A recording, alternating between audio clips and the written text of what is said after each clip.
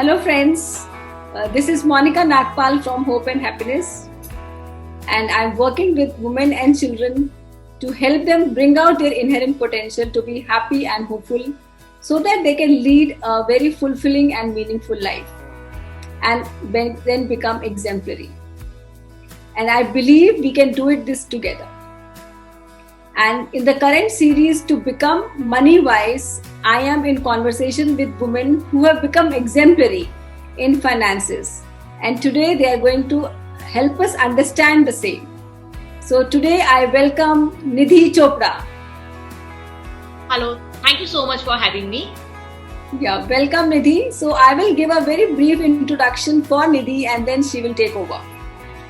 So one very big thing about Nidhi is that she was the topper of her city in the class 12th exam, and which was a very, very big achievement for her. Then she graduated from Sri Ram College of Commerce, and now she is a chartered accountant by profession. As a creative person, her heart loves to organize themed birthday parties for her son, and they are very, very interesting.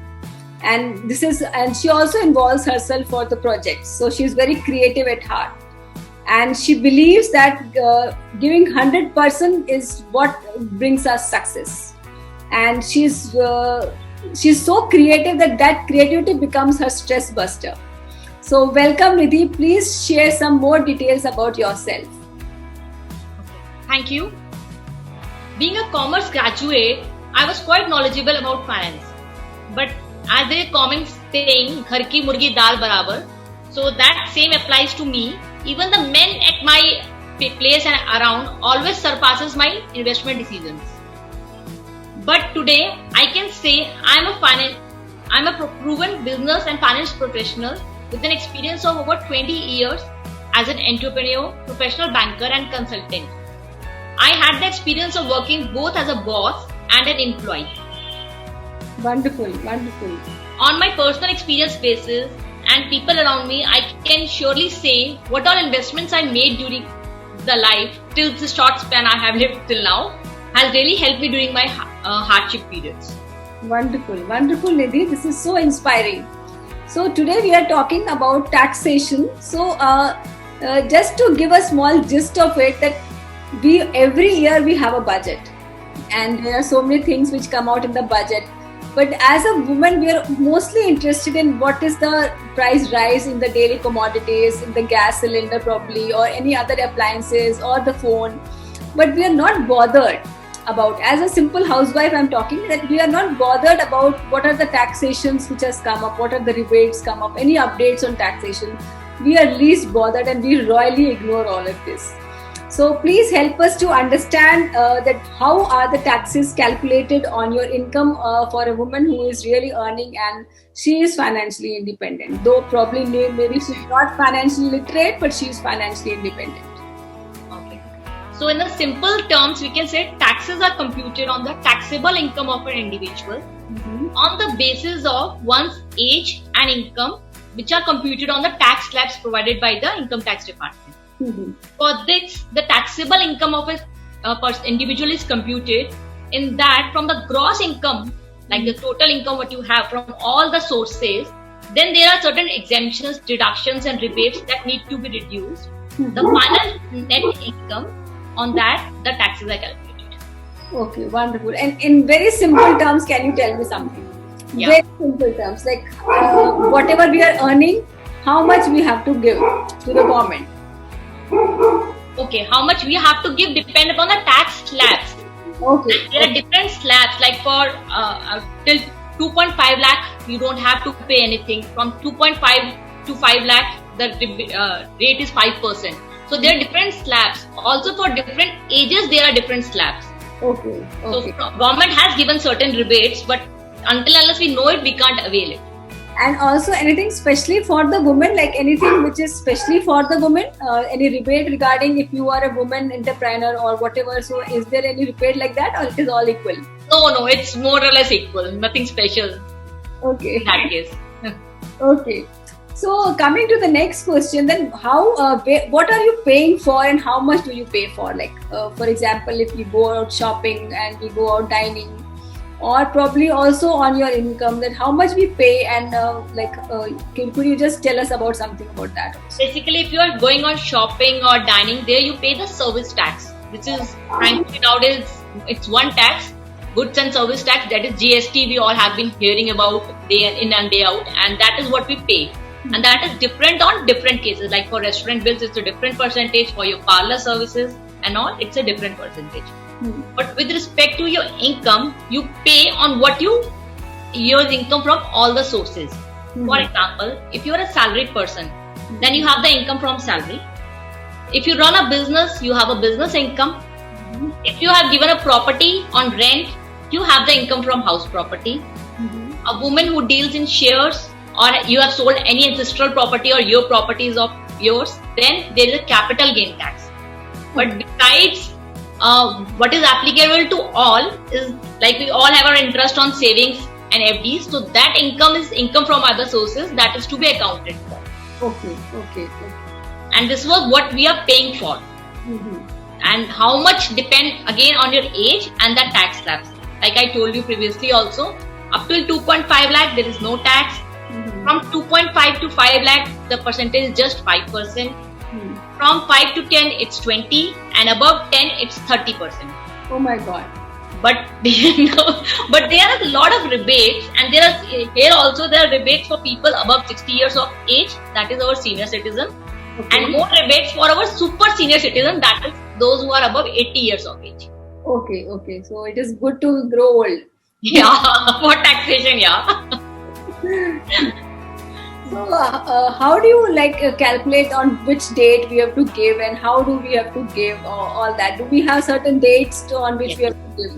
Because so many ads come on the TV that now it is the time to give your income tax returns. Please file your income tax returns. So how do you get prepared for that as a woman who is working and she's managing her house? So all these liabilities come on her, and probably that is the time she just does not want to be financially literate. She said, I can earn, but all this can be taken care of somebody else. So what do you suggest here? That's a surprising thing, na? We know when to pay the school fees of children, when to get the electricity bill paid, when to get the gas book, but for all these things, so there are not many dates with respect to income tax also, which we have to remember.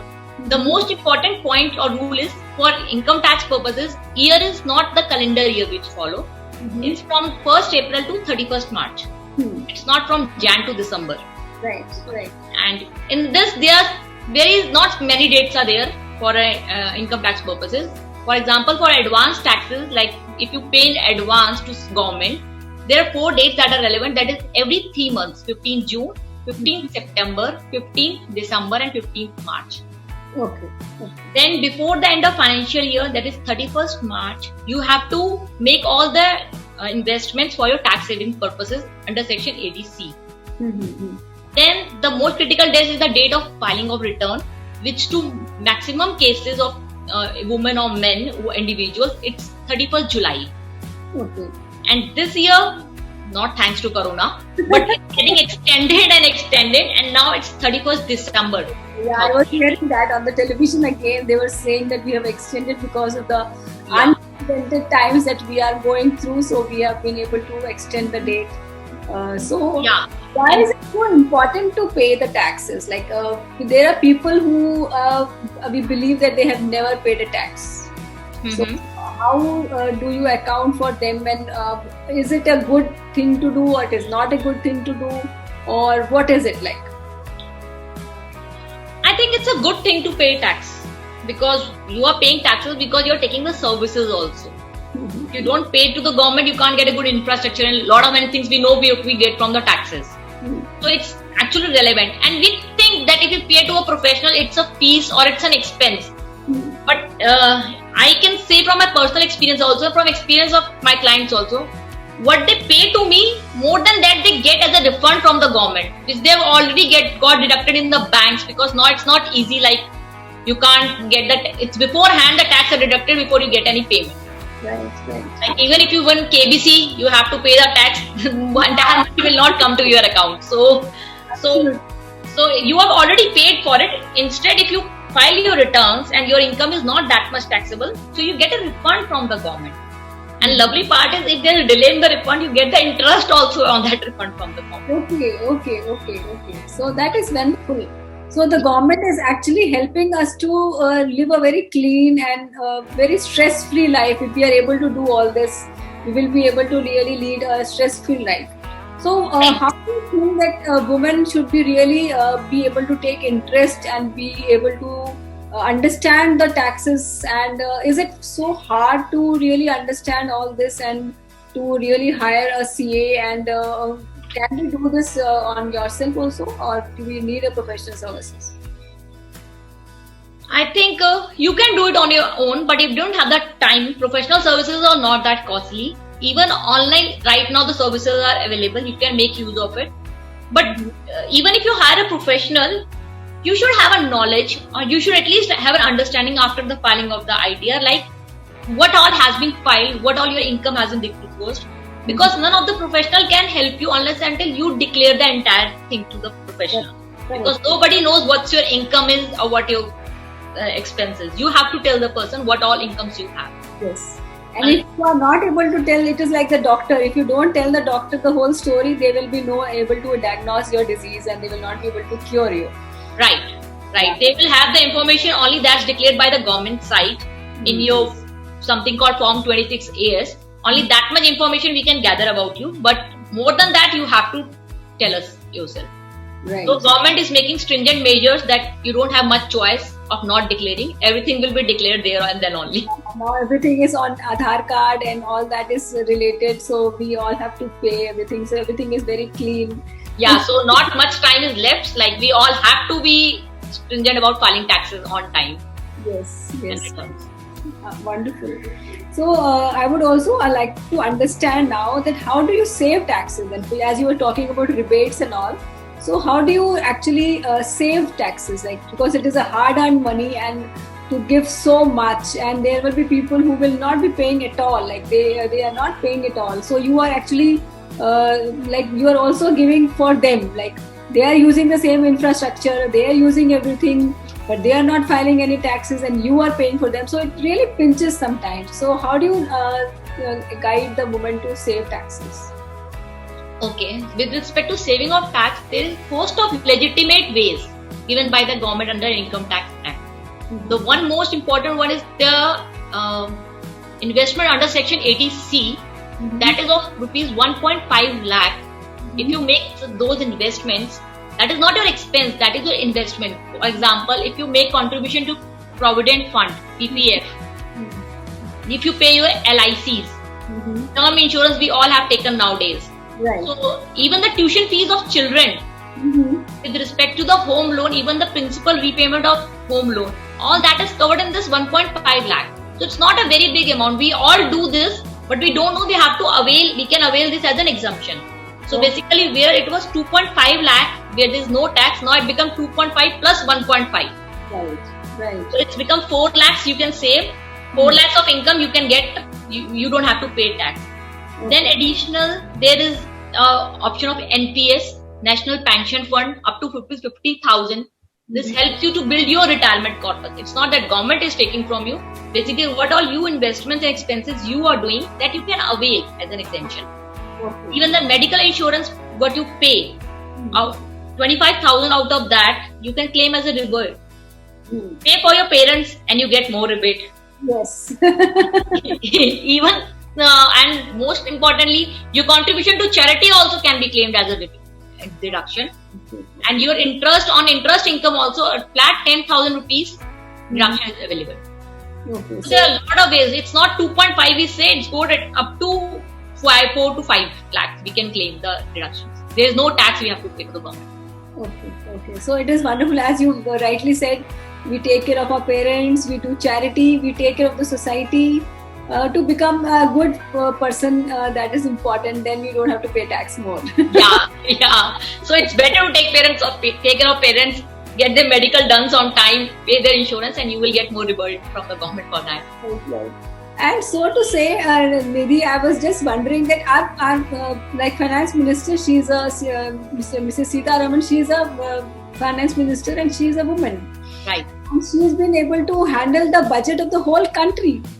So are we not able to really handle our own small budgets and really understand the finances and really take care of all small budgets in our home? So at this point, would you like to give some small advice so that our women should become money wise, which is the whole point of this discussion, the whole conversation which we is having, to help our women become money wise, to really become financially literate and really take interest in the finances and not just about the household work, or even if they're earning, they should not leave it to just for their husbands or somebody else to do, but they should take little interest. So what is that advice would you like to give to our women? I think, as you have correctly said, it's not that women are not doing it. If we say in almost every household, women handle the economics of running a home. So consciously or subconsciously, they are managing the money. But we are reluctant to make investment decisions. Right. So basically, key points which I can highlight which women should do. First of all, we should not be a silent financial partner. We should take part in the family financial decisions. Right. At least. Secondly, we should review and understand our tax return, not just simply sign it where we are being asked to sign. Because nowadays you don't get an escape that you don't know it. You have just signed it because your husband asked it. So you have signed some fraudulent paper or some fraud has gone in loan, and then you have to also pay for that. It will not be a alibi that I'm a woman, I don't know, I was not literate. Nowadays this doesn't work out more. Right. Thirdly, I can say they should take a step from saving, that we all do, to investments. Right. Because that is also a way of safeguarding your future. Right. Fourthly, importantly, they should be cognizant of their own financial security. This I believe every woman should do. They should have some assets in their own name. So as to be there at the time of their hardships, they can use it. And they should make their retirement planning a priority, because even men retire, even women also retire, and we don't know what future holds good for anybody. Right. So better to be planned, and what a better way of protection of oneself than to have a little money on hand. Right. Absolutely right. So wonderfully said. These pointers are really for our viewers who are going to see this video, and they will be really enlightened to understand that these are the things which as a woman we should be really aware of, and really understand that self-dependent is the best dependent. You are your best friend, so please work on yourself, be your best friend.